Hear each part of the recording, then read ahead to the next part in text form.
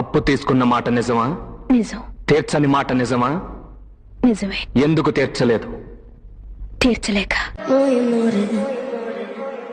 తీర్చలేనని తెలిసి ఎందుకు అప్పు చేశావు? తీర్చలేనని తెలియక.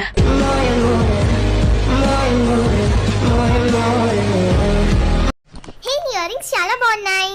మా హస్బెండ్ తెచ్చారు, 200 అయింది. అవునా, నీ టాప్ కూడా చాలా బాగుంది. ఇది మా హస్బెండ్ తెచ్చారు, 2000 అయింది.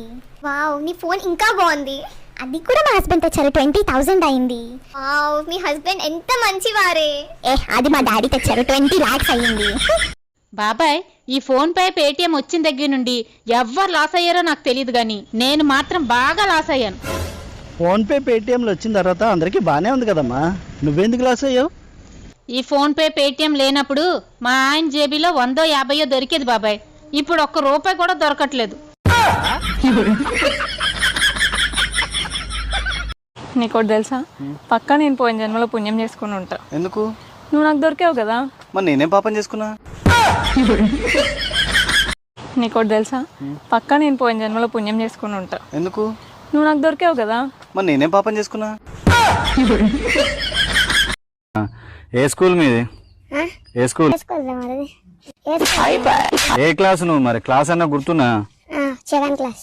అప్పుడు సెకండ్ క్లాసా? ఇప్పుడా?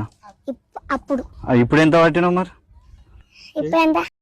వినే రకం అయితే అరిచి చెప్పొచ్చు, లొంగే మనిషి అయితే బెదిరించి చూడొచ్చు. అనకూడదు గాని అది రాక్షసి బాబు.